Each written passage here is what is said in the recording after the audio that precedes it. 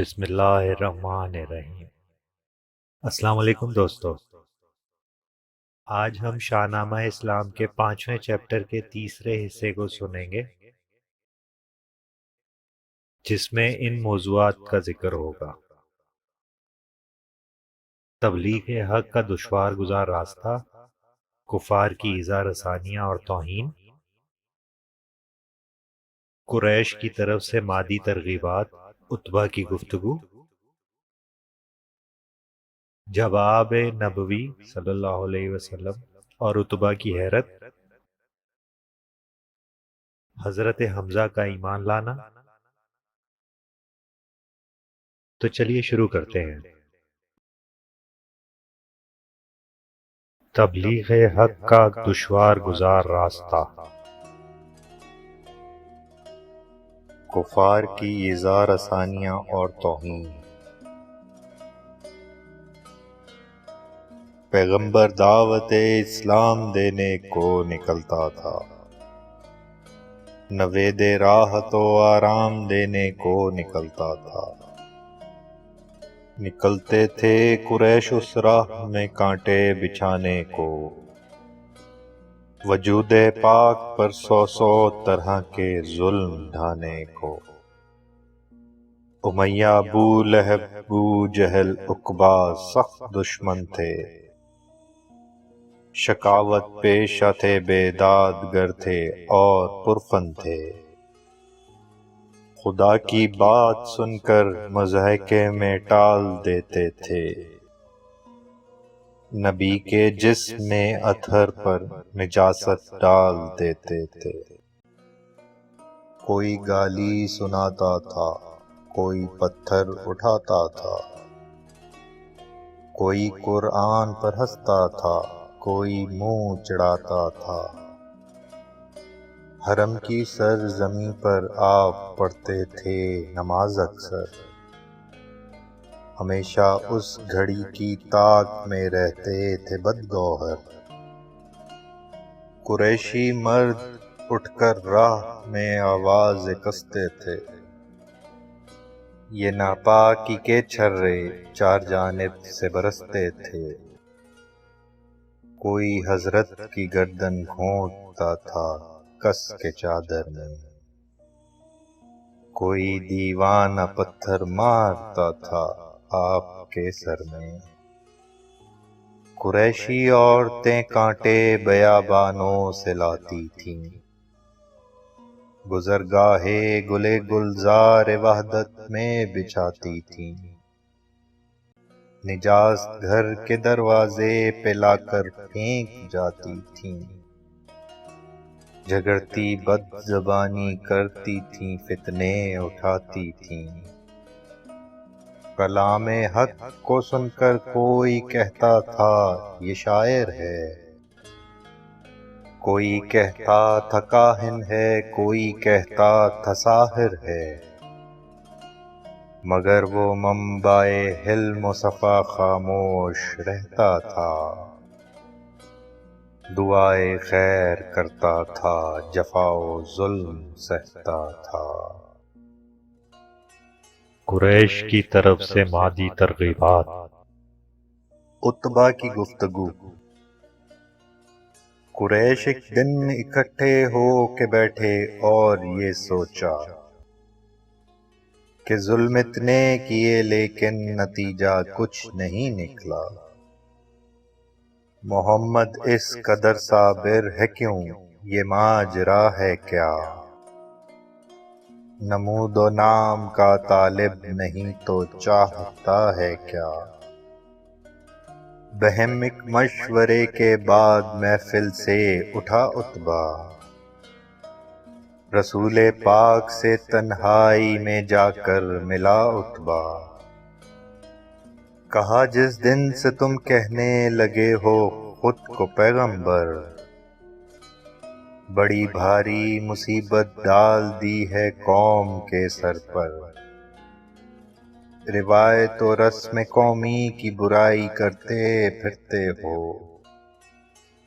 غلاموں مفلسوں سے آشنائی کرتے پھرتے ہو۔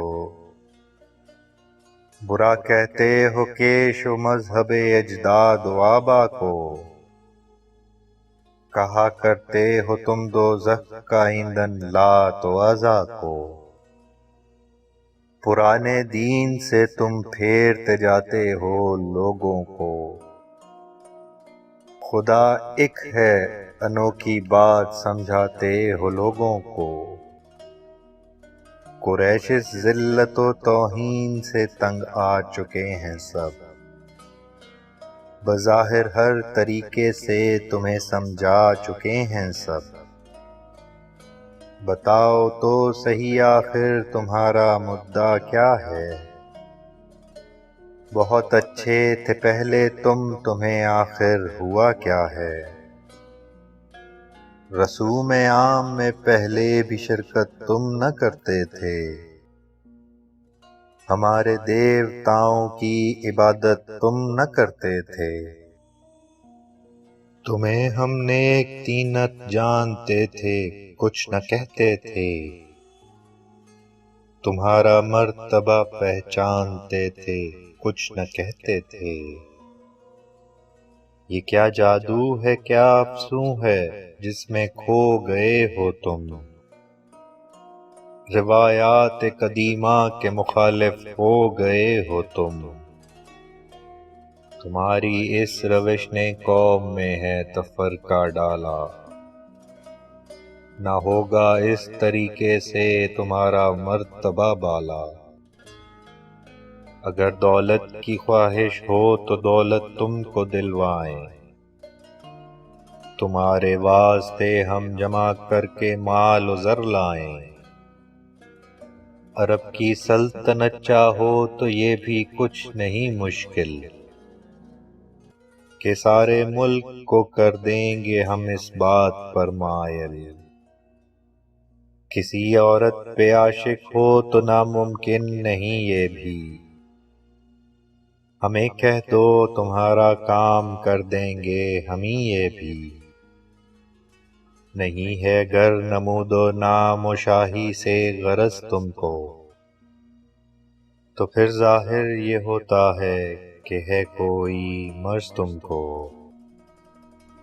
اگر یہ ہے تو کہہ دو صاف جس سے ہم سمجھ جائیں، کریں اس کا تدارک اور دوائیں ڈھونڈ کر لائیں، مسلط کوئی جن ہے یا کوئی آسیب آتا ہے، ستاتا ہے تمہیں اس قسم کی باتیں سکھاتا ہے، ہمیں تم صاف کہہ دو ہم کسی عامل کو بلوائیں، کوئی تعویذ ڈھونڈیں کوئی ٹونا ٹوٹکا لائیں، مگر اس کام سے باز آؤ یہ ضدی روش چھوڑو، مقدس دیوتاؤں کو برا کہنے سے منہ موڑو، تمہارے ان طریقوں سے بڑا طوفان آئے گا، تمہارے پیرووں میں کوئی بھی جینے نہ پائے گا۔ جواب نبوی اور عتبہ کی حیرت۔ کہا میں تم کو ارشاد ربانی سناتا ہوں، ہدایت کے لیے آیات قرآنی سناتا ہوں، یہ فرما کر پڑھی حامیم کی آیات قرآنی، سنی عتبہ نے سن کر ہو گیا غرقاب حیرانی، اٹھا چپ چاپ اپنے ساتھیوں کے روبرو آیا، کہا میں نے تو اس کو ساحر و کاہن نہیں پایا، وہ شاعر بھی نہیں کچھ اور ہے طرز کلام اس کا، میں کہتا ہوں کہ لوہا مان لیں گے خاص و عام اس کا، نہ مال و جاہ کی خواہش نہ ہے دھمکی کا ڈر اس کو، مناسب ہے کہ اب رہنے دو اس کے حال پر اس کو، اگر اس شخص کو اہل عرب نے مار ہی ڈالا، چلو چھٹی ہوئی آئی ہوئی کو موت نے ٹالا۔ اگر یہ غالب آیا ملک پر آخر برا کیا ہے؟ تم اس کی قوم ہو سب کے لیے اچھا ہی اچھا ہے۔ وہ بولے اور لیجئے یہ بھی اب ہم کو ڈبوتا ہے۔ دل عتبہ پہ جادو چل گیا معلوم ہوتا ہے۔ غرض کوئی نہ کی پرواہ پرستاران باطل نے، رسول اللہ کو اب اور ایذائیں لگی ملنے۔ ابی طالب کے ڈر سے قتل اگرچہ کر نہ سکتے تھے، مگر تہذیق اور تذلیل کرنے سے نہ تھکتے تھے۔ ابو جہل اور عتبہ کرتے تھے گستاخیاں ایسی کہ سن کر بھی جنہیں برداشت کر سکتا نہیں کوئی۔ حضرت حمزہ کا ایمان لانا۔ شجاع نامور فرزند عبد المطلب حمزہ، وہ ام مصطفیٰ علی نسب والا حسب حمزہ، وہ حمزہ جس کو شاہ سواران عرب کہیے، جسے جانے عرب لکھیے جسے شان عرب کہیے۔ اگرچہ اب بھی اپنے کفر کی حالت پہ قائم تھے، مگر فخر رسل کی دائمی الفت پہ قائم تھے۔ مشیت تھی کہ ان کے دم سے تقویت ملے حق کو، مٹے باطل سے شان ظاہری شوکت ملے حق کو۔ چلے آتے تھے ایک دن دشت سے وہ پشت توسن پر، شجاعت اور جلال ہاشمی تھا اپنے جوبن پر۔ سوئے خانہ چلے جاتے تھے رستے میں یہ سن پایا، بھتیجے کو میرے ابو جہل نے صدمہ ہے پہنچایا۔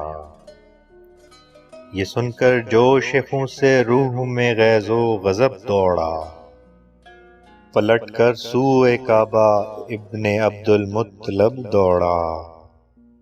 وہاں ابو جہل اپنے ساتھیوں میں گھر کے بیٹھا تھا، مسیل اب رہا تھا ہاتھیوں میں گھر کے بیٹھا تھا۔ کیا حمزہ نے نعرہ او ابو جہل او خر بزدل، محمد مصطفیٰ کے دین میں اب میں بھی ہوں شامل۔ سنا ہے میں نے تو میرے بھتیجے کو ستاتا ہے، ہمیشہ گالیاں دیتا ہے اور فتنے اٹھاتا ہے۔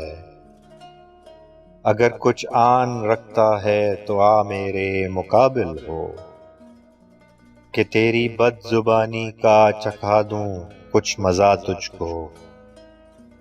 بلا لے ساتھیوں کو اور حمایت کرنے والوں کو، ذرا میں بھی تو دیکھوں ان کمینوں کو رذالوں کو۔ یہ کہہ کر گھس پڑے حمزہ گروہ بد سگالان میں، گریباں سے پکڑ کر کھینچ لائے اس کو میدان میں۔ کماں تھی ہاتھ میں وہ سر پہ ناہنجار کے ماری،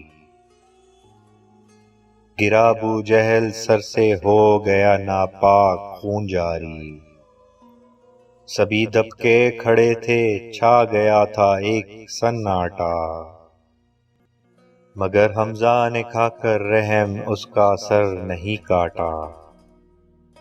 کہا اگر آج سے میرے بھتیجے کی طرف دیکھا، تیرے ناپاک چمڑے میں شتر کی لیت بھر دوں گا۔